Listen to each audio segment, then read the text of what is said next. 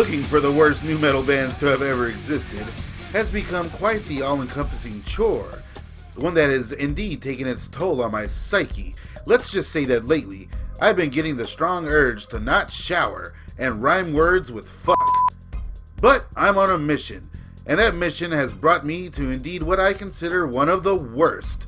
And while there are many, many other really bad nu metal bands out there, very few caught our interest like Sunset Strip rocker turned nu metal guru Tommy Lee, releasing his projects. Music, I guess that's what we call it, music. That is a complete ear sore that could have only existed in that magical time of the late 90s and early 2000s. Methods of Mayhem would be formed when Tommy Lee and his muse Pamela weren't doing too good and getting a divorce and all that. And the nu metal thing, it wasn't completely new to Tommy Lee, as his other lesser known band, Motley Crue, also kind of went in that direction previously.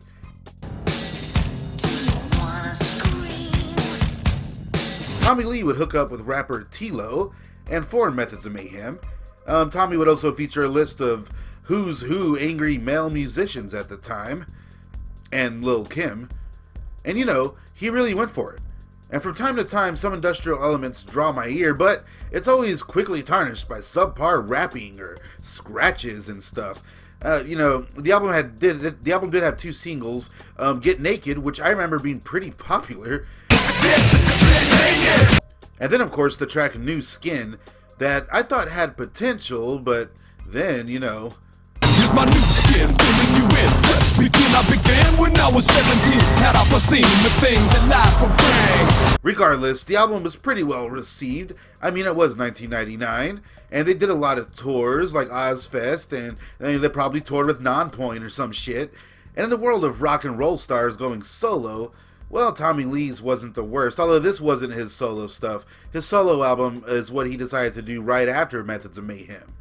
So when Tommy Lee did officially go solo, he decided to do a more butt rock, self-indulgent, radio type of sound. And that was in 2002 when his first album was released, and he followed it up again with a second solo album in 2005. And hell, at least Methods of Mayhem has something to try to pay attention to. This stuff? Damn.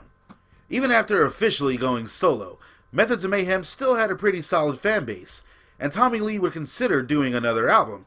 But he was kind of far from that whole sound and vibe by then, which gave them a cool idea. Their next album, Public Disservice Announcement, was compiled of fan-submitted guitar licks and samples. Basically, they put up some demos and asked fans for help finishing the album and sending in tracks and whatnot, which is a pretty damn good idea. And the album was released on Roadrunner Records this time, so it got much more exposure. But in my opinion, it's a lesser album, and that headed deeper into that lame butt rock solo sound for some reason. It still tried to be heavy and have that heavy rap influence, but that's not to say that the ear sore, rehashed, jump up and down riffs and raps aren't still present and aren't still just completely mediocre. They are. They would release a video for their second single on the album, which again would reveal the more commercial, whatever the fuck, who cares, butt rock sound he became synonymous with. God, this is so bad.